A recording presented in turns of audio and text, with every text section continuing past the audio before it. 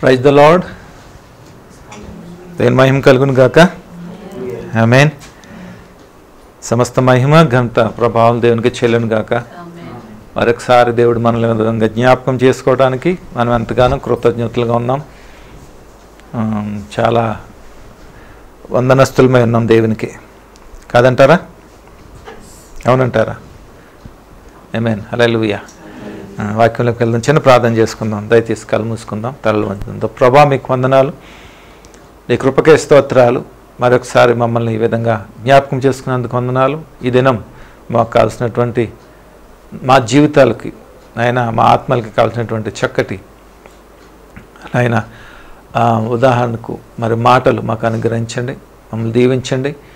మాదిరికరంగా మేము జీవించడానికి నీ కృప అనుగ్రహించండి. నీకు మహిమకరంగా, అనేక మందికి ఆశీర్వాదకరంగా మేము ఉండినట్లుగా ఈ మాట ద్వారా మమ్మల్ని అలంకరించి సత్కరించి మమ్మల్ని జీవింప చేయమని, మమ్మల్ని సమయాన్ని, మా ప్రియుల్ని ఎంతమంది వింటున్నారు బిడ్డలందరినీ చేతికి అప్పగించుకుంటే యేసే నామమున ప్రార్థన స్థితించి అడిగి వేడుకుంటున్నాం తండ్రి. ఆమేన్. హల్లెలూయా. నేను ఈ దిన పాఠానికి చాలా ఆప్షన్స్ ఉంటాయి దాంట్లో, కానీ ఒక సెక్యూరిటీ అనేది మాత్రమే పెట్టానన్నమాట. నేను దీన్ని మెడిటేట్ చేస్తున్నప్పుడు, దీని మీద నేను పనిచేస్తున్నప్పుడు కొన్ని 3-4 నాకు క్లారిటీ నేమ్స్ వచ్చినాయి. బట్ నేను ఏంటంటే సెక్యూరిటీ అని మాత్రం పెట్టుకున్నాను. So will follow the security. ఓకేనా? భద్రత అనేది ఒకసారి చూద్దాం. ఓకే, సహజంగా భద్రత అనేది ఎక్కడంటే ఆయన నోటి మాట ద్వారా మనము భద్రపరచబడుతున్నామని నేను నమ్ముతున్నాను. బాగా నేను విశ్వసిస్తున్నాను. I want to share my experience okay in this morning. ఆయన మాటలోనే క్షేమం ఉంది, ఆయన మాటలోనే భద్రత ఉంది, ఆయన మాటలోనే జీవం ఉంది, ఆయన మాటలోనే మనకి విడుదల, దీవెన, ఆశీర్వాదం సమస్తం ఉంది. సెక్యూరిటీ అంటే ఏమవుతుంది అంటే, ఉదాహరణకు మీకు మాట చెప్తాను. సెక్యూరిటీ అనేది ఎవరికి ఇస్తారంటే, ఫర్ ఎగ్జాంపుల్ ఒక క్రైమ్ చేసిన వ్యక్తికి ఎలాంటి సెక్యూరిటీ ఇస్తారు? అతన్ని ఒక సెల్ పెడతారు, క్లోజ్ చేసి అక్కడ గార్డ్స్ ఉంటారు. దాంతోనే కాకుండా ఏం చేస్తారు, వారికి టైంకి కావాల్సిన ఫుడ్, వాటర్ అండ్ స్నాక్స్ అన్నీ కూడా వాళ్ళకి ప్రొవైడ్ చేస్తారు. ఓకేనా? సెక్యూరిటీలో ఉన్నాడు కదా, ఉన్నప్పుడు అన్నీ అవుతున్నాయి కదా, ఆయనకి అవుతున్నాయా? ఇప్పుడు మనం కూడా సెక్యూర్గా ఉన్నాం ఆయన లిమిట్స్లో మనకి అన్ని ప్రొవైడ్ చేస్తున్నాడు కదా దేవుడు. అవునంటారా కాదంటారా? ఓకేనా? లైక్ దిస్ అన్నమాట. అందుకని ఆ మాటలోనూ ఆ సెక్యూరిటీ, ఆ భద్రత ఉన్నది అనేది నా యొక్క బలమైనటువంటి విశ్లేషణ దీని నుంచి బట్టి అన్నమాట. ఓకే, సో అయితే చూడండి, ఆయన మాటలో భద్రత ఎలాగుంది అని అంటే, ఆయన ఎలా స్థిరపరచడంటే మన జీవితాలకి పాత నిబంధనలో కనుక మనం చూసినట్లయితే మనకేం చేశాడు? మోషే ధర్మశాస్త్రం ప్రకారంగా మనకి కమాండ్మెంట్స్ ఇచ్చాడు దేవుడు. ఏమంటారు దాన్ని? వాగ్దానాలు ఇచ్చాడు. వాగ్దానాలు కాదు, ఏంటది? కమాండ్మెంట్స్, ఆజ్ఞలు ఇచ్చాడు. సారీ, ఓకేనా? మనకు ఆజ్ఞలు. ఈ ఆజ్ఞలు ఎందుకు ఇచ్చాడో తెలుసా? ఈ ఆజ్ఞల ద్వారా గనక నీవు జీవించినట్లయితే నీవు బ్రతుకుతావు. అంతే, సింపుల్, అంతకంటే ఇంకేం లేదు. అలాగే క్రొత్త నిబంధనలకు వచ్చాడు కదా, మారిపోయిందా? లేదు, మళ్ళీ ఏం చేశాడు? ఆజ్ఞలు, క్రొత్త నిబంధనలు ఉన్నాడు. ఈ ఆజ్ఞలే ఇచ్చాడు దేవుడు మనకి. ఓకేనా? ఈ ఆజ్ఞల దేవుడు, ఈ ఆజ్ఞలలోనే మన భద్రత, మన క్షేమము, మన యొక్క జీవితము, లేక మన యొక్క ఆశీర్వాదం, మన హెచ్చింపు, దీవెన సమస్తము ఈ యొక్క మాటలోనే స్థిరపరిచాడు దేవుడు. మాట అన్న ఆజ్ఞ అన్న ఇంచుమించు ఓకే. దట్ ఆజ్ఞ అనేది ఏంటంటే ఇట్స్ కమాండ్, ఖచ్చితంగా నువ్వు చేయాలి అనేది అన్నమాట. ఓకేనా? మనకి గవర్నమెంట్లో ప్రతి దానికి ఒక కమాండ్మెంట్స్ ఉంటాయి, ఆజ్ఞలు ఉంటాయి. ఇది ఇలా చేయకూడదు, ఇలా చేయాలి, ఇలా వెళ్ళకూడదు, ఇలా ఉండాలి. దాంట్లో మనం వెళ్ళినప్పుడే మనము పనిష్మెంట్ అని కాదు, దాన్ని బియాండ్ మనం చేసాం మనకి ఏమవుతుంది? వీఆర్ పనిషబుల్ అన్నమాట. Please don't disturb. ఓకే, మనకి ఏంటంటే ఆ భద్రతలో మనం ఉంటాం. అది బియాండ్ మనం వెళ్ళాం అనుకోండి, ఏం చేస్తుంది మనకి? 1 వేలో ఎదురుగుండా వస్తే ఏమవుతుంది? మనకి పనిష్మెంట్ ఉంటుంది కదా, ఫైనో లేకపోతే సంథింగ్ అనమాట. ఓకేనా? దేవుడు కూడా మన జీవితంలో మొట్టమొదటిసారిగా ఆయన ఇచ్చినటువంటి ఏంటంటే మాట, ఆ ఆజ్ఞ, ఇది నా మాట, ఇది నేను చెప్పినట్లుగా మీరు చేయాలి, ఈ రకంగా మీరు చేసినట్లయితే యు విల్ నెవర్ డై అనేసి అని అంటున్నాడు అనమాట. నీ ఎంతటికీ మరణించు, కానీ నువ్వేం చేస్తావు? జీవిస్తావు, బ్రతుకుతావు అనేసి చెప్తున్నాడు. మీకు అర్థమైందా ఇంతవరకును? ఓకేనా? మీకు అర్థమైందా లేదా? ఇది ఆజ్ఞ. దీని ప్రకారంగా మనం జీవించినట్లయితే ఖచ్చితంగా దేవుని ఎడల మనం జీవించేవారుగా మనం ఉంటాం. అయితే ఒకసారి మత్తయి సువార్త ఎవరు తీయొద్దు 4:4లో ఒక మాట అంటాడు. ఎవరితో అంటాడో తెలుసా? దేవుడు ఎవరితో అంటాడంటే చూడండి, అపవాదితో మాట అంటాడు. ఏంటంటే, మనుష్యుడు రొట్టె వలన మాత్రమే కాదు కానీ దేవుని నోట వచ్చినటువంటి, దేవుని నోట నుండి వచ్చి ప్రతి మాట ద్వారానే జీవిస్తాడని ఎవరికి చెప్తున్నాడు? దేవుడు అపవాదికి చెప్పాడు. బట్ ఇక్కడ విచిత్రం ఏంటో చెప్పనా, అపవాది దాన్ని తిరగేయలేదు, విన్నాడాడు. ఎంత ఆశ్చర్యమో చూడండి. ఇక్కడ అర్థమవుతుందా? ఎందుకు విన్నాడో తెలుసా? ద పవర్ ఆఫ్ వర్డ్, ఆ మాటలో ఉన్న శక్తి అపవాదికి తెలుసు. ఎందుకంటే వాడు మెచ్యూర్డ్ కాబట్టి ఆడికి తెలుసు, అందుకనే బదులు ఇవ్వలేదు వాడు. మనం ఏం చేస్తాం? మనకి అవగాహన ఉండదు కాబట్టే దాని గురించి ఏదో రొట్టె మాట ఏదో అన్నాడులే అని అనుకుంటాం, దాని గురించి మనం పట్టించుకోం. అర్థమవుతుందా? ఎందుకన్నారు దేవుడు ఇక్కడ మాట? దేవుని నోట నుండి వచ్చి ప్రతి మాట వలన మాత్రమే జీవిస్తాడు. ఈ రొట్టె దేనికి పనిచేస్తుంది? ఫ్లష్కే పనిచేస్తుంది ఇది, అంతే. అదర్వైజ్ ఇంకెందుకు పనిచేయదు. అంతేనా? ఒకసారి మీరు అర్థం చేసుకోవడానికి ప్రయత్నం చేయండి. మాట ద్వారానే మనుషుడు జీవిస్తాడని ఇక్కడ దేవుడు మనకు సెలవిస్తూ ఉన్నాడు. ఓకే, ఒకసారి మనము ద్వితీయోపదేశకాండము 8వ అధ్యాయంకి ఒకసారి వెళ్దాం రండి. ద్వితీయోపదేశకాండము 8వ అధ్యాయము 1వ వచనం ఒకసారి చదువుదాం. ద్వితీయోపదేశకాండము 8వ అధ్యాయము 1వ వచనం ఒకసారి చదువుదాం. అందరూ ఒకసారి తీసి చదువుదాం. నేను చదువుతాను, మీరు ఒకసారి గమనించండి. ఓకే, ద్వితీయోపదేశకాండము 8వ అధ్యాయము 1వ వచనంలో ఏముందో తెలుసా? మీరు బ్రతికి అభివృద్ధి నొంది యెహోవా మీ పితరులతో ప్రమాణము చేసిన దేశమునకు పోయి దాని పరచుకొనున్నట్లు నేడు నేను మీకు ఆజ్ఞాపించిన ఆజ్ఞలన్నిటినీ అనుసరించి నడుచుకొనవలెను అని చాలా స్పష్టంగా ఈ మాట దేవుడు తన ప్రజలైనటువంటి ఇశ్రాయేలీయులకి చెప్తున్నటువంటి మాట. ఈ ఇశ్రాయేలీయులు ఎక్కడున్నారు? వారు ఎక్కడున్నారు? ఐగుప్తులో ఉన్నారు.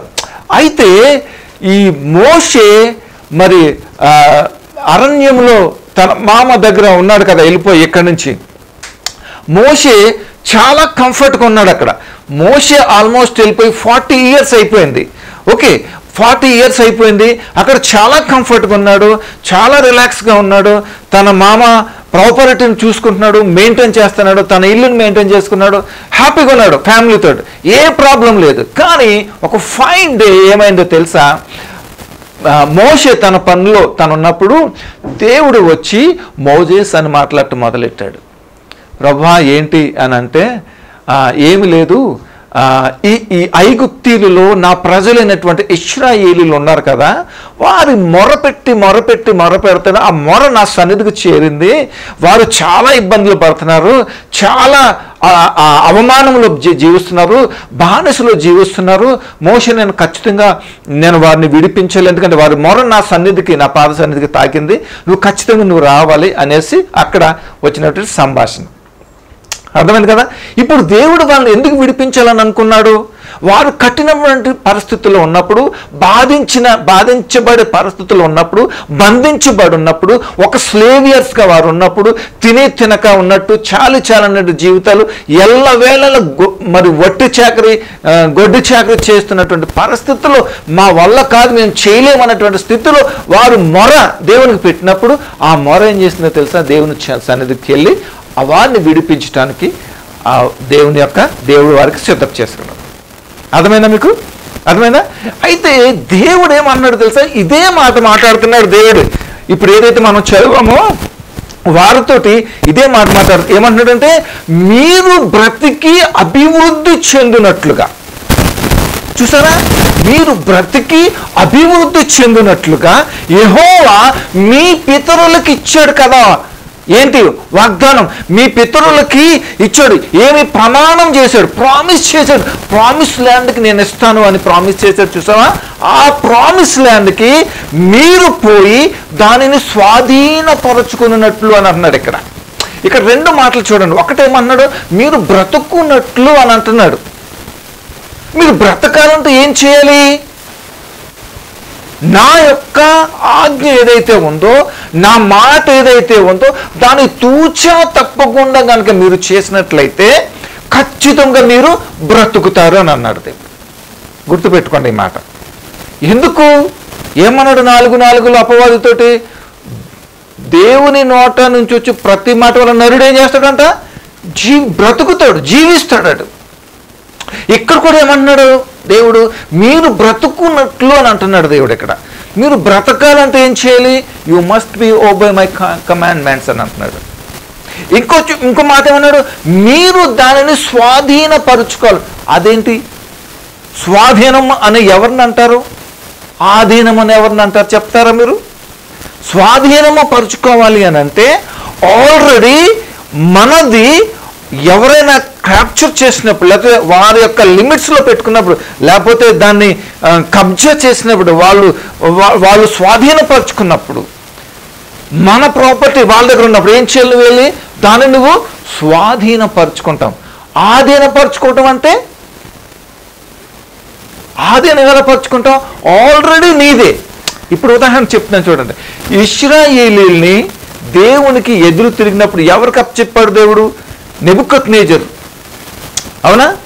నెబుకద్నెజరుకి అప్పగించినప్పుడు తిరిగి వారు ఇక్కడికి వచ్చినప్పుడు ఏం చేస్తున్నారు? దాన్ని స్వాధీనం చేసుకుంటున్నారా? ఆధీనపరుచుకుంటున్నారా? ఎందుకు? వారిదే కాబట్టి, అది ఒట్టుగానే ఉంది కాబట్టి వారు ఏం చేస్తున్నారు? అది నాది ఆధీనపరచుకుంటుంది. నీకు అర్థమైన అవసరం కోసం చెప్పాను. నీకు అర్థమైనా? స్వాధీనపరచుకోవాలి, ఆధీనపరచుకో. కానీ ఇక్కడ దేవుడు ఏమంటున్నాడంటే మీరు బ్రతకాలి, మీరు దాన్ని స్వాధీనపరచుకోవాలి. దేనిని? మీ పితరులకు నేను ఏదైతే ప్రమాణం చేశానో అది ఇస్తానని, దాన్ని మీకు ఇవ్వడానికి నేను ఇష్టపడుతున్నాను. కాబట్టి మీరు ఏం చేయాలి? దాన్ని స్వాధీనపరచుకోవాలి అని అంటున్నాడు. స్వాధీనపరచుకోవాలంటే ఏం చేయాలి? మనము ఏం చేయాలి?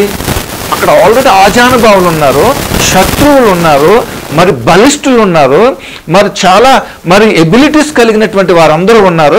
వారి నుంచి తీసుకోవాలంటే అసాధ్యం. అది ఏం చేయాలి? నువ్వు యుద్ధం చేయాలి, కత్తి పట్టాలి, డాలు పట్టాలి, బాణాలు పట్టాలి, ఇవన్నీ కటకం పెట్టాలి. ఇవన్నీ దేవుడు దానికి అతీతంగా మాట్లాడుతుంది. నువ్వు ఏమి చెయ్యక్కర్లా.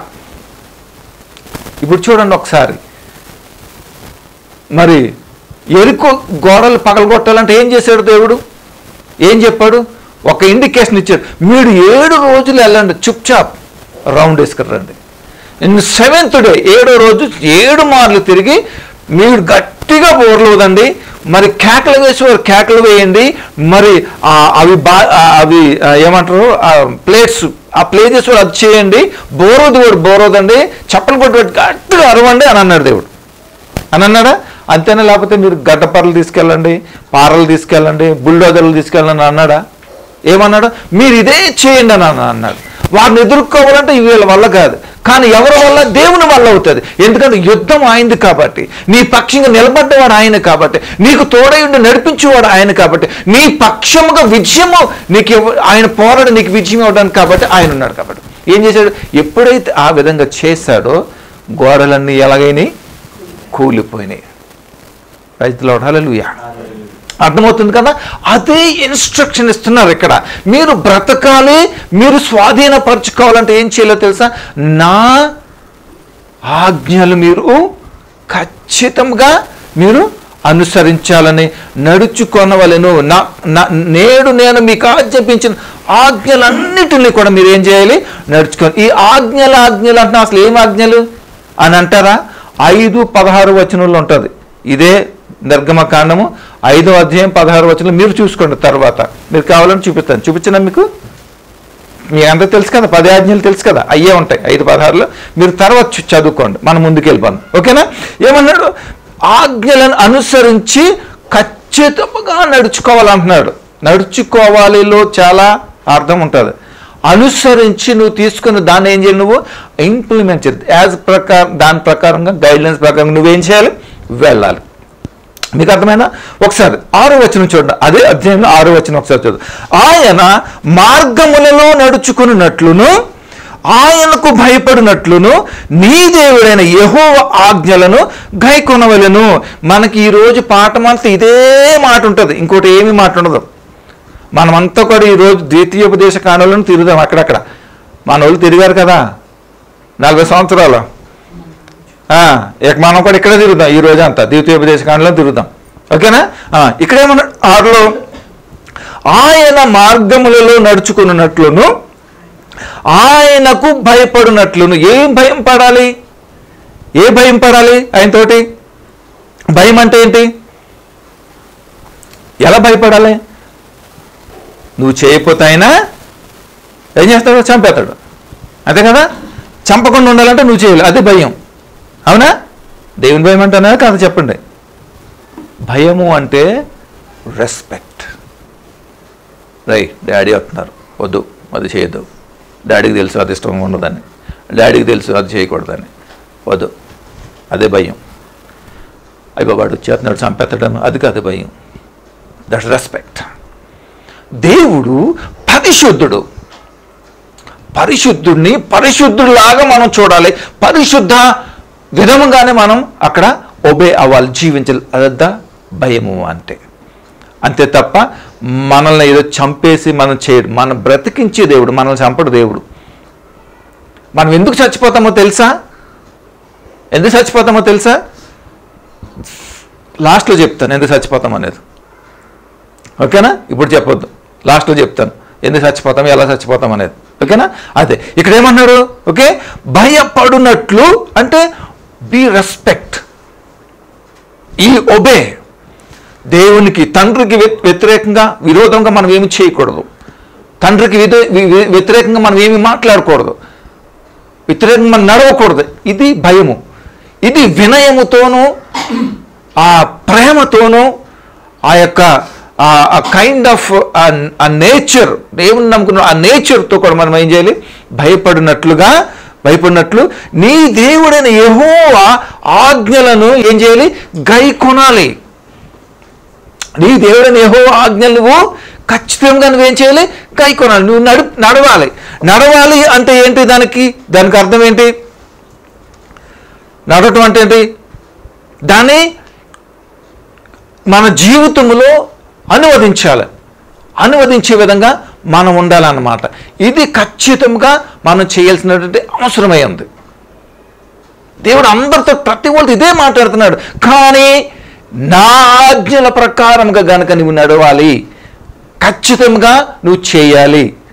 చెయ్యకపోతే అని చెప్పట్లేదు, నువ్వు డైరెక్ట్గా చూద్దానులే అని దేవుని యొక్క వెర్షన్ అన్నమాట. ఎందుకంటే నువ్వు అప్పుడే చూస్తావు. ఎందుకు తెలుసా? చూడండి, మనం ఆదిలోనే ఏమైంది? దేవుని యొక్క మాటని ధిక్కరించినప్పుడు ఏం జరిగింది మనకందరికీ తెలుసు. అదే కదా ఈ పాటలన్నీ కూడా మనకి.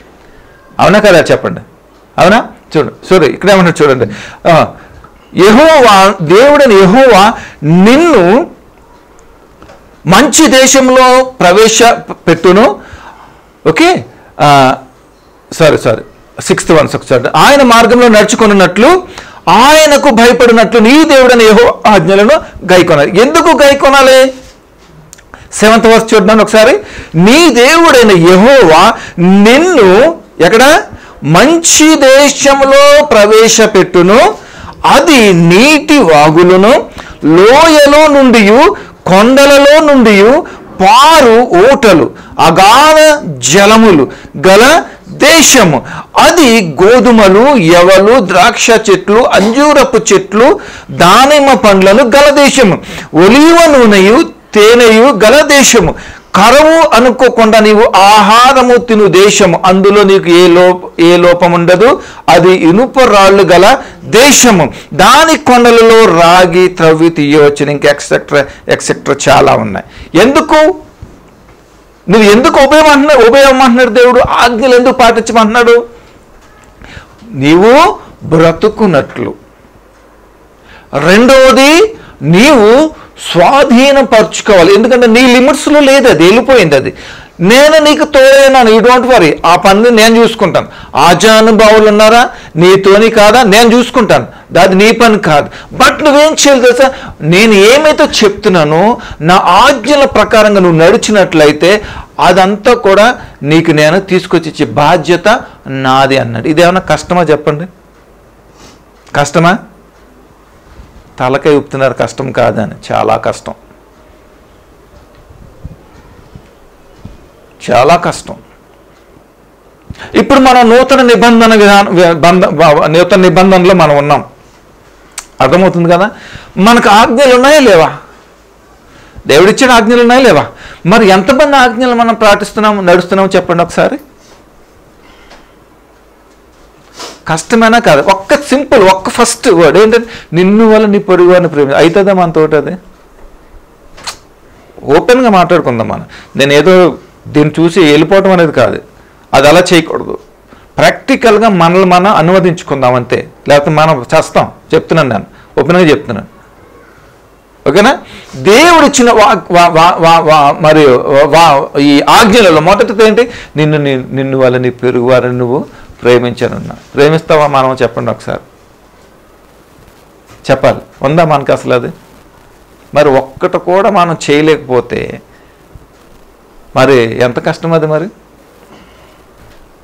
అది చేసి చూడండి ఒకసారి. అది చేసి చూడండి ఒకసారి.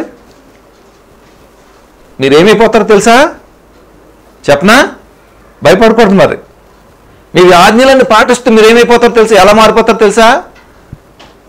దేవదూతల స్వరూపంలో మారిపోతారు మీరు. దేవుని స్వరూపంలో మారిపోతారు మీరు. అందుకని ఆ పండు తిన్నట్టు వెళ్ళొద్దు అంటుంది. అందుకనే ఇప్పటికీ ఆ ఫ్రూట్ ఇస్తానుంది నీకు. ఇప్పటికి నీకు ఆ ఫ్రూట్ ఇస్తానే ఉంది. అప్పుడు ఫ్రూట్ ఉంది, ఇప్పుడు ఇంకోటి ఏదో ఇస్తున్నాడు. చందన సిస్టర్, బంధన బ్రదర్స్, అది ఏదో పువ్వులో బట్టలు ఏదో ఒకటి. నీకు ఏది ఇంట్రెస్ట్ నీ హస్బెండ్కి కూడా తెలియదు, నీ వైఫ్కి కూడా తెలియదు. ఆడికి తెలుసు, ఆడికి తెలుసు. నీ మధ్యలో ఎలా పెట్టాలో అడిగి తెలుసు. అప్పటి వరకు బాగానే ఉంటారు. హాయ్ బాగున్నావా అంటాడు, చిటికినత వెళ్ళిపోతాడు. అంత కొట్టుగా చచ్చిపోతాం మనం అంతా కూడా. ఎందుకు? సమాధానం ఉంటుంది కాబట్టి ఆడేస్తాడు. అదే సమాధానం ఉందనుకో రాడు. ఎందుకు తెలుసా? సమాధానానికి అధిపతి ఆయన. దేవునికి స్తోత్రం చెప్పండి. ఆమేన్, హల్లెలూయా. అందుకనే మనకి ఉండదన్నమాట సమాధానం. చూసారా ఎంత కష్టమో తెలుసా? ఆజ్ఞలు వీళ్ళు ఎందుకు చేయలేకపోతున్నారో తెలుసా? దాన్ని చేయటం మహా కష్టం. ఏముంది? నిన్ను వల్ల నీ పొరుగు వారిని ప్రేమించాలంటే అది చేయలేము. ఒప్పుకుంటానో లేదు చెప్పండి. నేనైతే ఒప్పుకున్నా అది చేయలేమని. ఒప్పుకున్నారు మరింత తలకిపోయేసరి చేసేచ్చాను. చేయగలం. ఎప్పుడు చేయగలమో తెలుసా? నీవు యేసుక్రీస్తు ప్రభు నా సొంత రక్షకుడు, తండ్రి అయిన దేవుడు తన ఏకైక కుమారుణ్ణి నా పాపము నిమిత్తము ఆయన నా నిమిత్తం మరణించి ఆయన రక్తం ఇచ్చి నన్ను కొనుక్కొని, స్వరక్తం ఇచ్చి నన్ను కొనుక్కొని కాపాడుకొని విలువైన జీవితాన్ని నాకు ఇచ్చి నిత్య రాజ్యానికి నన్ను స్థిరపరిచిన దేవుడు అని నేను ఎప్పుడైతే రికగ్నైజ్ చేసుకుంటానో, నేను ఎప్పుడైతే నా పాపములను బట్టి నేను రిపెంట్ అవుతానో అప్పుడు నేను చేయగలుగుతాను. నిన్ను వల్ల నీ పొరుగు వారిని ప్రేమించగలుగుతానంట. నేను ఆయన్ని ప్రేమించినప్పుడు లాగిపెట్టి అక్కడ కొడతాడు. లవ్ యూ బ్రదర్ అని చెప్పగలుగుతాను అన్నమాట. హలో, ఏమంటారు? మనతో ఎక్కడైతే బ్రదర్ ఊరుకోండి ముందుకు వెళ్దాం అని అంటారా? ముందుకు వెళ్దామంటే మనం ఇక్కడే ఉంటాం, ఇంకా అంతకుమించి ఇంకేం లేదు. అర్థమైందా? ఎప్పుడు చేయగలిగాం తెలుసా? దేవుడిని మనం ఎప్పుడైతే తెలుసుకుంటామో దేవుడు అంటే ఎవరు అనేది నీకు ఎప్పుడు అర్థమవుతుందో 10 ఆజ్ఞలు ఈ కమాండ్మెంట్స్ ఇవన్నీ కూడా తూచా తప్పకుండా నువ్వు చేయటకి ఏ కష్టమో ఉండదు. ఉదాహరణకు చెప్తున్నాను, చదువురానోడు ఉన్నాడు అనుకో, నాకులంటాడు, ఎంత పెద్ద బుక్ చూసి అయ్యి బాబోయ్ ఎంత చదవాలా అంటాడు. అదే చదువు క్లవర్ ఉన్నాడు అనుకో, 3 నిమిషాలు చదవచ్చేది అనుకుంటాడు. ఆడికి వీడికి అంత తేడా. దాన్ని బట్టి ఏంటి ఆలోచించారు మీరు? దాన్ని బట్టి ఏం అర్థమైంది మీకు? వాడికి ఇంట్రెస్ట్ని బట్టి అనమాట. ఇంట్రెస్ట్ ఉంది దానికి, ఇలాంటి 490 చదువుతాడు, అంతే కదా సార్? ఇలాంటి పెద్ద పెద్ద పుస్తకాలు 90 చదువుతాడు, 90 బుక్స్ రీడ్ చేస్తాడు. నీకు ఇంట్రెస్ట్ లేదనుకో 5 పేజెస్ బుక్ కూడా బుక్లెట్ కూడా నువ్వు రీడ్ చేయాలి. వాస్తవంగా చెప్పు, ఈవెన్ క్వశ్చన్ పేపర్ కూడా బాబో ఇన్ని క్వశ్చన్స్ ఇచ్చాడా మన వల్ల అవుతుందా అని అంటావు. అవునండి? ఎప్పుడైతే నువ్వు దేవుని తెలుసుకుంటావో అప్పుడు మాత్రమే నువ్వు ఆజ్ఞలు అనేది నువ్వు చేయగలుగుతాం అన్నమాట. అందుకనే దేవుడు అస్తమానం మీరు తప్పకుండా చేయాలి ఖచ్చితంగా చేయాలని ఎందుకు అంటున్నాడో తెలుసా? దేవుడు ఆ ఆజ్ఞలు చేయాలంటే ఏం చేయాలి తెలుసా?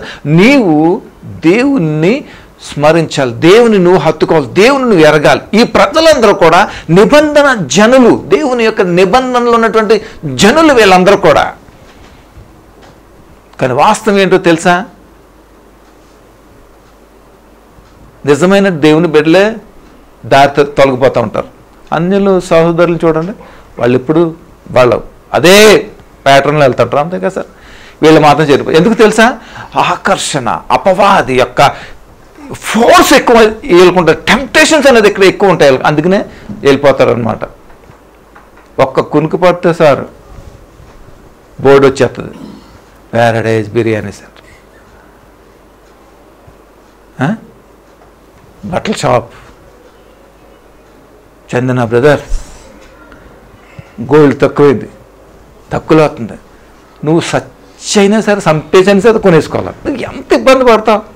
బట్టలు కానీ, కార్లు, మంచి భోజనాలు, ఇవన్నీ మన బ్రదర్ చేసినవి అన్నీ కూడా మన బ్రదర్ తీసుకొచ్చేది. నాకు తెలిసిన 15 సంవత్సరాల క్రితం గ్యాస్ట్రోఎంట్రాలజీ అంటే నాకు తెలియదు అసలు. వీధికి 4 ఉన్నాయి ఇప్పుడు, అవి కూడా సరిపోవట్లేదు ఇప్పుడు. పానీపూరి, బజ్జీలు ఇవన్నీ అన్నమాట. అంతేనా కదా చెప్పండి, అదనమాట. ఓకేనా? సో ముందుకెళ్దాం. ఇదేమన్నాడు చూడండి ఇక్కడ, ఎందుకు నీ దేవుడని యెహోవా నిన్ను మంచి దేశంలో పెట్టును, అది నీటి వాగులను, లోయలలో నుండి, కొండల నుండి పారు ఊటలను, అగాధ జలములు గల దేశము, అది గోధుమలు, యవలులు, ద్రాక్షలు అన్నీ కావాలంటే నువ్వేం చేయాలి? 6వ వచనంలో ఏమంటున్నాడు? నీ మార్గంలో ఆయన మార్గంలో నడుచుకున్నట్లు, ఆయనకు పడిపోయినట్లు నీ దేవుడిని యెహోవా ఆజ్ఞలను గైకొనవలెను. ఎప్పుడు కూడా చూడండి, వాటి గురించి మీరు ప్రయాసపడకండి. నేను చెప్తున్నాను, మీకు ఏది అవసరం వాటి గురించి ప్రయాసపడకండి. అవన్నీ కూడా మీకు ఇవ్వటానికి సిద్ధపరిచాడు, కానీ ఏం చేయాలి తెలుసా? మీరు దాని నుంచి అడుక్కోకండి. మీరు దేవునికి మహిమకరంగా ఉన్నటువంటి దేవునికి పనిచేయ విధంలో మనం పనిచేసినట్లయితే మన ప్రతి అవసరం అన్నీ కూడా మన వెనకాల తిరుగుతాయి అన్నీ కూడా. దాని గురించి మనం దిగులు పడాల్సిన అవసరము లేదు. ఓకే, ఒకసారి మళ్ళీ 4వ అధ్యాయంకి వెళ్దాం. అదే ద్వితీయోపదేశకాండంలో 4వ అధ్యాయంలో ఒకసారి చూద్దాం.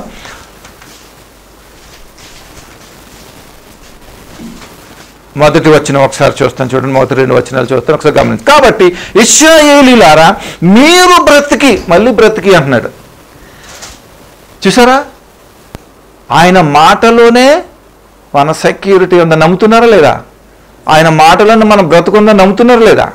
మళ్ళీ చెప్తున్నారు ఇక్కడ, కాబట్టి ఇశ్రాయేలీయులారా మీరు బ్రతికి మీ పితరుల దేవుడని యెహోవా మీకిచ్చుచున్న దేశంలోనికి పోయి స్వాధీనపరచుకొనున్నట్లు, చూసారా?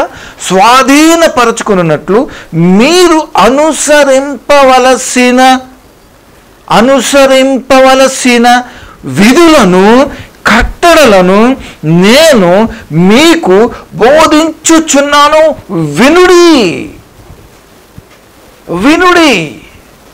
వినండి అని అంటున్నాడు. మీరు అనుసరించవలసినటువంటి కట్టడలు, నియమములు, విధానాలు నేను మీకు బోధిస్తున్నాను, మీరు వినండి. మీరు వినట్టే ఏమవుతారు? మీరు బ్రతుకుతారు. మీరు బ్రతుకుతారు. అందుకనే దేవుని స్వరము వినేవారుగా మనం ఉండాలి. గమనిస్తున్నారన్నమాట. మనము దేవుని స్వరము వినేవారికి ఎప్పుడు ఉంటామో తెలుసా? దీని మీద మనం ఎప్పుడైతే వాక్యము మీద, దేవుని మీద మనం ఎప్పుడైతే కట్టబడతామో, దేవునిలో మనం ఎప్పుడైతే జీవిస్తామో, మనము ఆయన స్వరమును వినే అనుభవంలో మనం ఉంటాం. నమ్మితే దేవునికి స్తోత్రం చెప్పండి. ఒక మాట చెప్తాను చూడండి. సీక్రెట్ ర్యాప్చర్ అంటారు, లేకపోతే ర్యాప్చర్ వస్తారు, మనం వెళ్ళిపోతూ ఉంటాం. ఎప్పుడు బోర ఊదుతారు మధ్యాకాశంలోకి వచ్చి. అందరికీ వినపడుతుంది అనుకుంటున్నారా?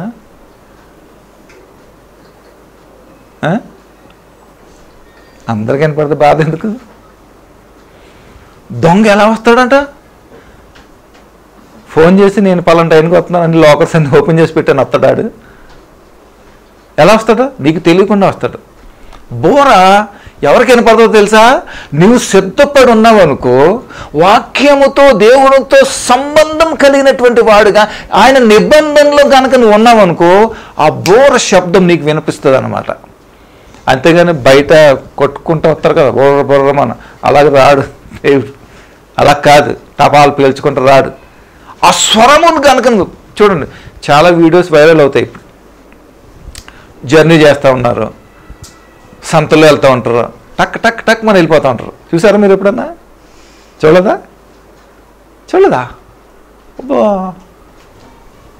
చూడలేదా? ఇప్పుడు మనం ఎలా ఉన్నాం అనుకోండి, లెటర్లుగానే ఎలా ఉన్నాం అనుకోండి, దేవుడు రాకడ వచ్చేది, నాకు బోర వినపడుతుంది. అందరికీ వినపడదు బోర, ఆయనకి వినపడుతుంది. ఇప్పుడు నేను సిద్ధంగా ఉన్నాను, ఆయన సిద్ధంగా ఉన్నాడు, బోర వినపడింది అనుకోండి, ఏం చేస్తా? టక్కు వెళ్ళిపోతాం అంతే. ర్యాప్చర్, అదే ర్యాప్చర్. నువ్వు కనిపించవు ఇక్కడ, టక్కన వెళ్ళిపోతాం అంతే. అదే సీక్రెట్ ర్యాప్చర్. నువ్వు గనక ప్రిపేర్డ్లో లేవనుకో, దేవునితో ఈ బంధం, దేవుని యొక్క నిబంధనలో నువ్వు లేవనుకో, నువ్వు ఎక్కడ కూర్చున్నావు అక్కడే ఉంటావు. అది ర్యాప్చర్. ఆ అనుభవం కావాలంటే ఏం చేయాలి తెలుసా? ఇక్కడ రావాలి. నువ్వు ఈ స్వరమును వినే విధంలో నువ్వు ఉండాలి. కానీ జాగ్రత్త, ఇంకో స్వరం కూడా వినపడుతుంది. లాంటి వాడికి అయిన వాడికి చాలా తేడా ఉంటుంది. అవునా? వాడు కూడా చెప్తాడు, దేవుడు చెప్పినట్టే చెప్తాడు వాడు కూడా. వాస్తవం ఏంటంటే దేవుడు చెప్పింది ఎప్పుడు కన్సిడర్ చేయం మనం, ఆడు చెప్పింది కన్సిడర్ చేస్తాం. ఎందుకంటే అలా చెప్తాడు మరుడు. అర్థమైందా మీకు? అర్థమైందా? అలా చెప్తారనమాట. ఓకేనా? చూడండి. కాబట్టి ఇశ్రాయేలులారా, మీరు బ్రతికి మీ పితరుల దేవుడైన యెహోవా మీకిచ్చుచున్న దేశంలోనికి పోయి స్వాధీనపరుచుకొనున్నట్లు. ఏమంటున్నాడు ఇక్కడ? స్వాధీనపరుచుకొనున్నట్లు. ఇందాకేమన్నాడు ఇక్కడ? ఒకసారి మీరు ఎక్కడ ఉండండి, నేను చెప్తాను. స్వాధీనపరుచుకున్నట్లు అని అన్నాడు అక్కడ. ఓకేనా?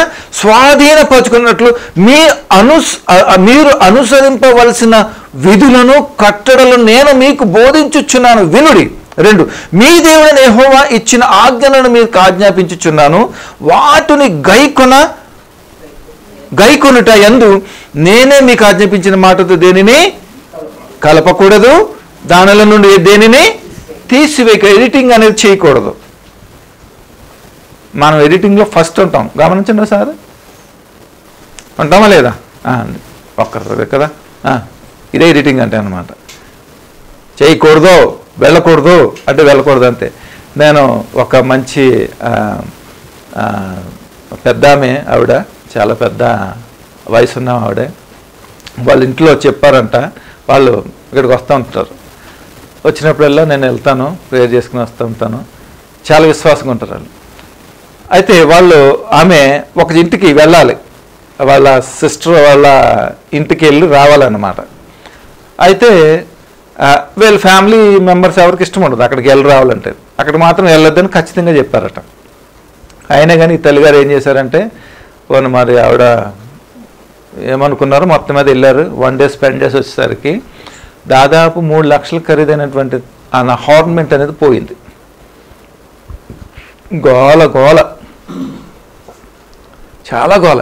ఎందుకు చెప్తున్నానో తెలుసా? ఇప్పుడు అంటే ప్రాక్టికల్గా చెప్తున్నాను.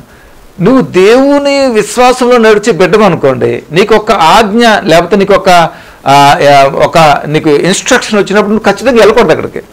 నువ్వు వెళ్ళే మనకి ఇదే పరిస్థితి. ఇప్పటికీ వాళ్ళ ఇంట్లో తెలియదు, నలిగిపోతూ ఉంటాను అనమాట. తెలిస్తే చాలా ప్రమాదం జరుగుతుంది అండి. 3 లక్షల దగ్గర ఎలా ఉంటుందో చూసారా? అందుకనే మనం ఎప్పుడైతే లిమిట్స్ క్రాస్ అయ్యామో ఖచ్చితంగా చూపిస్తాడు దేవుడు మనకి దాని యొక్క పర్యవసానం అంటే ఏంటంటే మామూలుగా ఉండదు, అటు ఇట్టుగా ఉండదు. అసలు నువ్వు గెంజుకొని ఏమి చేసినా సరే, దొల్లి నువ్వు ఏడ్చినా సరే, దాట్స్ నాట్ ఎవడ దేవుడు. అందుకని be careful, be obedience, parents, childrens, wives and husbands, family, all the family members, you must be obey.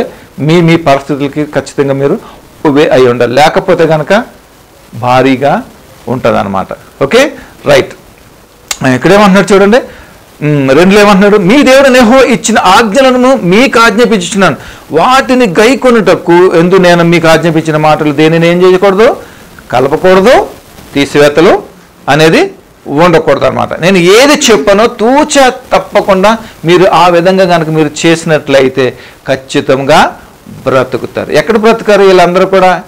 ఏ ప్రదేశంలో బ్రతుకారు వీళ్ళందరూ కూడా? మోషే మీద చాలా సణుగుతూ ఉన్నారు వీళ్ళందరూ కూడా. ఎక్కడ సణుగారు వాళ్ళు? ఎక్కడ సణుగారు వాళ్ళు? ఎక్కడ? ఇంకో చోట ఎక్కడ? సముద్రం. ఏం చేశాడు దేవుడు? బతికించాడు లేదా వాళ్ళందరినీ కూడా? ఓకేనా, తర్వాత మాట్లాడదాం దాని గురించి. ఓకే, ఇంకా ముందుకెళ్దాం. 5వ వచనం ఒకసారి చూద్దాం. 5వ అధ్యాయం నేను ముగిస్తాను, తొందరగా వెళ్ళి ముగిస్తాను. 5వ అధ్యాయంకి వెళ్దాం ఒకసారి, పక్కనే 32, 33 చూడండి ఒకసారి.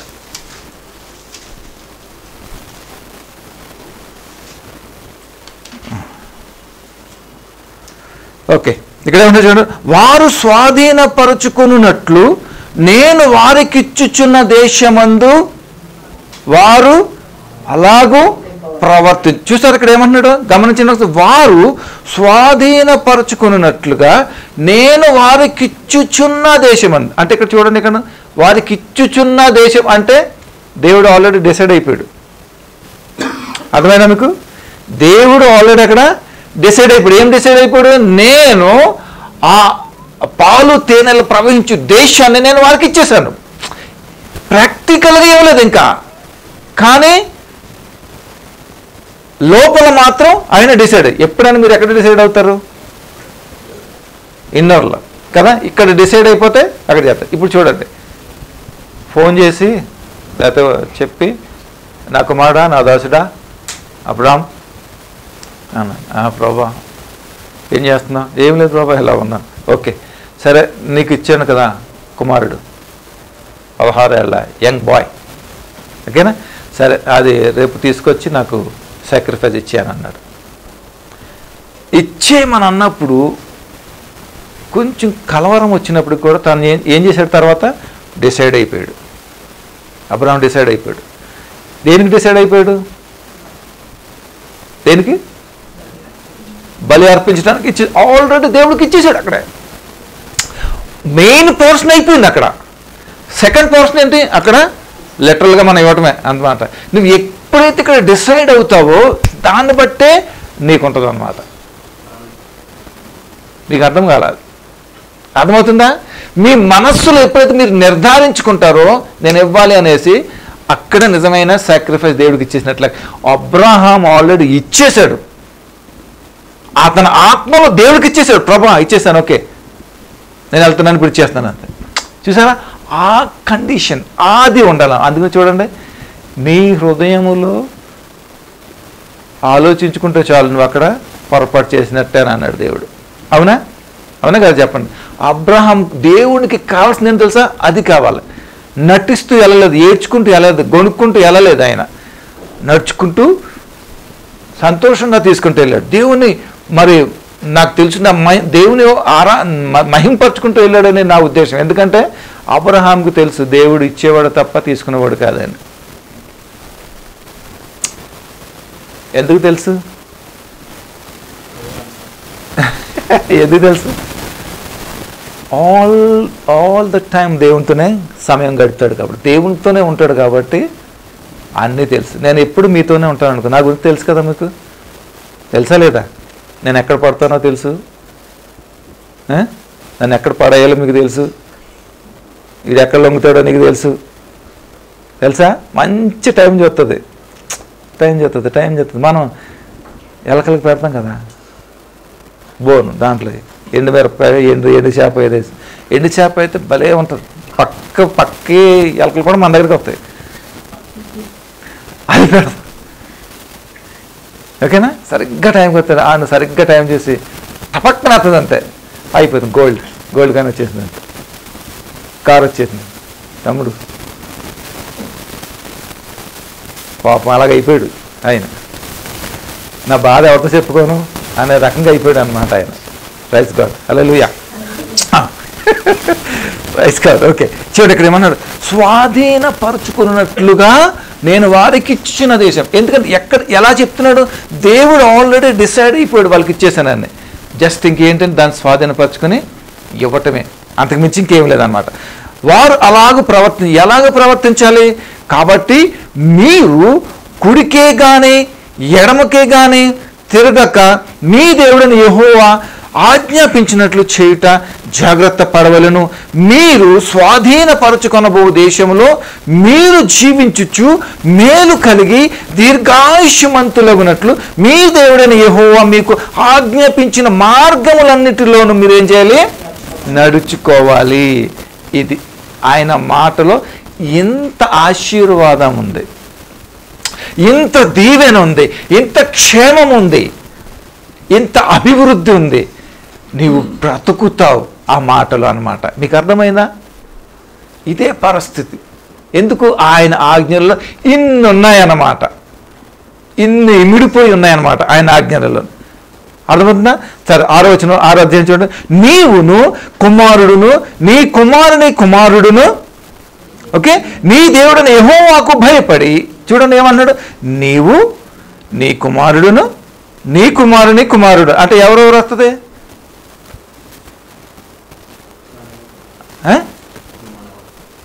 థర్డ్ జనరేషనా? అంతేనా?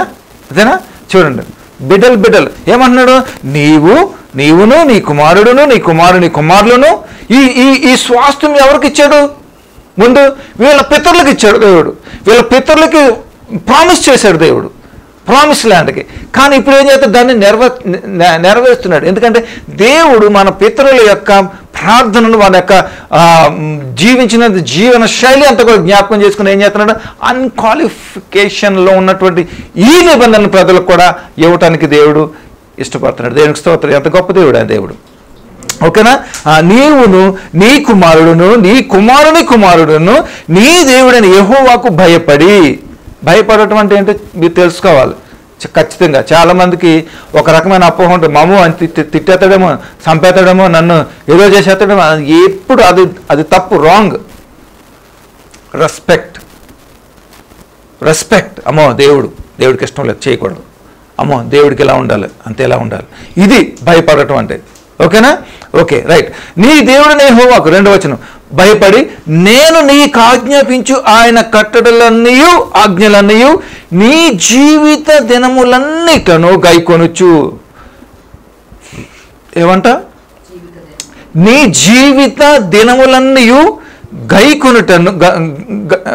దినములన్నీ గైకొనుచు నీవు దీర్ఘాయుష్మంతుడగునట్లు మీరు స్వాధీనపరచుకొనుటకు ఏరు దాటి వెళ్ళుచున్న దేశమందు మీరు జరుపుకొనుటకు నీకు బోధింపవలెనని మీ దేవుడైన యెహోవా ఆజ్ఞాపించి ధర్మమంతయు అనగా కట్టడలు విధులు ఇవే. కాబట్టి ఇశ్రాయేలు నీ పితరులైన దేవుడు యెహోవా నీతో చెప్పిన ప్రకారము పాలు తేనెలు ప్రవహించు దేశంలో మేలు కలిగి బహుగా అభివృద్ధి నొందినట్లు నీవు వాటిని విని అనుసరించి నడుచుకొనవలెను. దేవునికి స్తోత్రం కలుగును గాక. ఆమేన్, హల్లెలూయా. అర్థమైందా మీకు? మీకు అర్థమైతే ఆపేస్తాను ఇంకా, అంతే, ఇంకేం లేదు. నీకేం అర్థమైంది? దేవుని యొక్క ఆజ్ఞలు అనగా ఆయన మాట మనము వినాలి. వినాలా లేదా? ఓకేనా? ఏమంటున్నాడు దేవుడు? దేవుని నోట నుండి వచ్చి ప్రతి మాట వలన నరు జీవిస్తాడు. అవునా? ఇక్కడ ఏమన్నాడు? నీవు నా ఆజ్ఞలు కనుక, నా మాటలు కనుక అనుసరిస్తే నువ్వు బ్రతుకుతావు అని అంటున్నాడు. నువ్వు స్వాధీనపరుచుకుంటావు అని అంటున్నాడు.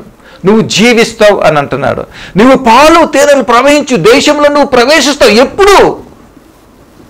నేను ఇచ్చినటువంటి ఆజ్ఞలలో కలపక, తీసివేయక, ఉన్నట్టుగా ఉన్నది ఉన్నట్టుగా నువ్వు చేసినట్లయితే ఖచ్చితంగా నువ్వు వెళ్తావు. ఒక్కవేళ ఇవన్నీ చేయకపోతే, ఇందాక అడిగారు కదా, ఏంటి చేయకపోతే వెళ్ళమా అని అన్నారు కదా, ఒకసారి చూద్దానండి. సంఖ్యాకాండం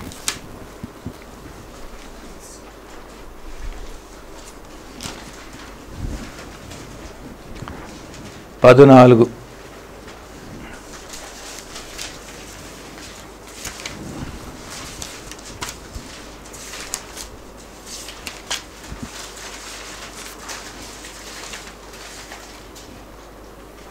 తీసారా? 14,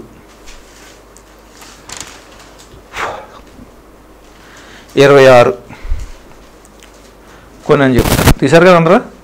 ఒకవేళ అవి జరగబోతుంది. మరియు యెహోవా మోషే అహరోనులకు ఇలాగ సెలవిచ్చాను, నాకు విరోధముగా సణుగుచుండు ఈ చెడ్డ సమాజమును నేనెంతవరకు సహింపవలెను?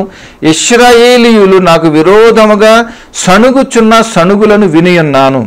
నీవు వారితో యెహోవాకు ఏదనగా, నా జీవము తోడు మీరు నా చెవిలో చెప్పినట్లు నేను నిశ్చయముగా మీ ఎడల చేసేదను. మీ శవములు ఈ అరణ్యములోనే రాలును. మీ లెక్క మొత్తము చొప్పున మీలో లెక్కింపబడిన వారందరూ అనగా 20 ఏండ్లు మొదలుకొని పై ప్రాయము కలిగిన నాకు విరోధముగా సణిగిన వారందరూ ఏమవుతారు? చెప్పాలి, ఏమవుతారు? యెఫున్నె కుమారుడైనటి కాలేబును, నూను కుమారుడైన యెహోషువయు తప్ప మిమ్మును నివసింప జేయుదునని నేను ప్రమాణము చేసిన దేశమందు మీరు ఎవరును ప్రవేశింపరు. ఇది ఏంటంట? ఇది నిశ్చయము. అయితే వారు కొల్ల పోదురని మీరు చెప్పిన మీ పిల్లలను నేను ఆ దేశంలోనికి రప్పించేదను. అర్థమైందా మీకు? మీకు అర్థమైందా? దీన్ని ఎక్స్ప్లెయిన్ చేయదు ఇంకా. మీకు అర్థమైందా? అనుసరించకపోతే ఏమవుతుంది? ఏమంటున్నాడు ఇక్కడ 29 ఏమంటున్నాడు? మీ శవములు ఈ అరణ్యములోనే రాలును. ఎందుకు రాలుతాయి? ఎందుకు రాలుతాయి? ఎందుకు రాలుతాయి చెప్పండి. ఏమంటాడు ఇక్కడ 28? నా జీవము తోడు నీవు వారితో యెహోవాకు ఏదనగా అని చెప్పమన్నాడు. నా జీవము తోడు. ఎంత జీవము తోడు అన్నాడు చూడండి అక్కడ దేవుడు. నేను బ్రతుకుండగా చెప్పారు. ఎప్పుడన్నా సవాల్ చేశారా? తిట్టారా? తిట్టలేదా? నా చెవులు విన్నట్టు మీ ఎలా చేస్తుంది? మీ శవములు ఈ అరణ్యములోనే రాలును. మీ లెక్క మొత్తము చొప్పున మీలో లెక్కింపబడిన వారందరూ అనగా 20 ఏండ్లు మొదలుకొని పై ప్రాయము కలిగిన నాకు విరోధముగా రూపింపబడినవా ఏదైనా ఉంటుందా? దేవునికి విరోధంగా ఉంటే కనుక ఎవడన్నా ఉంటాడా? వాడి సమాధులు అక్కడే కట్టుకుంటారు అనమాట. ఎంతే చెప్తాను, ఇంక అంతగా చెప్పండి. మీకు అర్థమైంది కదా? ఇందాకేమన్నాడు దేవుడు? ఖచ్చితంగా ఈ వాక్యం అంతా కూడా మనకి ఏంటి? నువ్వు ఖచ్చితంగా ఆజ్ఞలు గాయకొనాలి, మరీ గాయకొనాలని చెప్తానే వచ్చాడు. ఎందుకనిసార్లు చెప్పాడు తెలుసా? ఇలాగ అయిపోకుండా ఉండాలనే కోసం అనమాట. అందుకనే నా జనులు జ్ఞానము లేక నశించిపోతున్నారు. ఎందుకు జ్ఞానం లేదు? జ్ఞానము గలవాడు ఏం చేస్తాడు? విని పాండిత్యం నేర్చుకుంటాడు. అవునా? జ్ఞానం లేనివాడు ఏం చేస్తాడు? ఇగ్నోర్ చేస్తాడు. వాడికి కావాల్సినవి తీసుకుంటాడు. వీళ్ళకి ఏం తెలుసా? వీళ్ళకి ఆజ్ఞలు చేయకూడదు, కానీ అన్నీ మాకు వచ్చేయాలి. ఎలా కుదురుతుంది? అదే జీవితం మనం జీవిస్తున్నాం. అవునా కదా? చెప్పండి, లిటరల్గా చెప్పండి. ఒప్పుకోవాలి మనం అందరూ కూడా. మనము దేవునికి దగ్గర అవ్వము. మనకి దేవునితో కమ్యూనికేషన్స్ మనకు ఉండవు, రిలేషన్షిప్ మనకు ఉండదు. దేవునితో మనం ఏకీభవించము. సంఘముతోని మరి సహవాసముతోనూ మనం ఏకీభవించి ఏమీ చేయం. కానీ మనకి ఎందుకు కావాలి? అన్నీ ఇన్సిడెంట్కి వచ్చి ఎలా వస్తాయి? అన్నీ చూస్తే చాలా సాక్రిఫైస్లు చేస్తారు వాళ్ళు, చాలా నమ్ముతారు. అవునా? అవి కూడా మనం చేయం. ఏముంది? విశ్వసించి ఆయన ఆజ్ఞలను గైకొంటే సరిపోతుంది. మన జీవితం అంతా కూడా మారుతుంది. ఈ పాటను బట్టి మనం ఏం అర్థం చేసుకోవాలో చెప్పనా? మనము కూడా ఉన్నతమైన పాలు తేనెల దేశం మనం ప్రవేశించాలి. ఎక్కడుంది మన పాలు తేనెలు ప్రవేశించే దేశం? ఎక్కడుంది? మన పాలు తేనెల దేశం ఎక్కడుంది? ఎక్కడుందండి? నిత్యరాజ్యంలో ఉంది. నిత్యరాజ్యమే మన దేశము. దాన్ని స్వాధీనపరచుకోవాలంటే మనం ఏం చేయాలి తెలుసా? ఆజ్ఞలన్నీ కూడా మనము తూచ తప్పకుండా మనము చేయాలి. ప్రతి ఆజ్ఞలో ఏది తీయకూడదు, ఏది కూడా కలపకూడదు. ఇది ఖచ్చితంగా నీకు చెప్తున్నాను, దేవుడు సెలవిస్తున్నాడు. ఒకవేళ లేదు అంటే గనక మీ శవములు ఎక్కడుంటాయి? నిత్య అగ్ని నరకంలో ఉంటాయి. జీవితకాలం అంతా కూడా అక్కడ మరుగు చేసుకుంటూ ఉంటాం అన్నాడు. దీనిని బట్టి మీకు ఏం అర్థమైందో, దేవుడు మీతో మాట్లాడింది మీరు ఎలాగా అనువదించుకొని దాని ప్రకారం చేయాలనుకుంటున్నారో దేవుని యొక్క పరిశుద్ధాత్మ నడిపింపు కాపుదల మీకు మీ జ్ఞానములకు తోడైన నడిపించును గాక. ప్రార్థన చేసుకుని దయగల మా ప్రభా మీకు వందనాలు, స్తోత్రాలు, కృతజ్ఞతలు చెల్లిస్తున్నాను తండ్రి. ఇంతవరకు ప్రభా మాతో మాట్లాడి ఉన్నారు, అందుబట్టి స్తోత్రాలు. అవును ప్రభు, మేము నిత్యరాజ్యము అనే పాలు తేనెలు ప్రవహించు దేశానికి, ఆశీర్వాదకరమైన దేశాలకి, ఫలభరితమైన దేశానికి మేము సాగునట్లుగా ఈ భూమి మీద ప్రభు మమ్మల్ని సిద్ధపరచుకొని నీ ఆజ్ఞల ప్రకారం, నీ మాట ప్రకారంగా ప్రభా మేము జీవించడానికి కృప దయచేయండి ప్రభా. నీ మాటలోనే మాకు సెక్యూరిటీ ఉంది నాయన, మాకు భద్రత, క్షేమము, మా అభివృద్ధి, మా ఆశీర్వాదము, దీవెన మేము బ్రతుకున్నట్లుగా నీ మాటలోనే ఉంది. అవును ప్రభా, మనుష్యుడు ప్రభా రొట్టె వలన మాత్రం కాదు, నీ నోట నుంచి ప్రతి మాట వలన మాత్రం జీవిస్తాడు ప్రభా. అపవాది కూడా విన్నది నాయన, మాకు వినగలిగే వినికిడి శక్తిని, జ్ఞానం మాకు అనుగ్రహించండి. పరిశుద్ధాత్మదేవ, మేము నశించిపోయేవారమని మాకు తెలుసు. మమ్మల్ని, మా బిడ్డల్ని, మా సంఘస్థుల్ని, వినిచిన ప్రతి బిడ్డల్ని బలపరిచి హృదయం మారు మనస్సును అనుగ్రహించి నీ వైపు తిరిగి నీతో నడిచే కృపను మాకు అనుగ్రహించింది. ఈ సమయాన్ని మమ్మల్ని చేతికి అప్పగించుకుంటూ యేసు నామములో ప్రార్థన స్తుతించి వేడుకున్నాం తండ్రి. Amen. God bless you all. Thank you.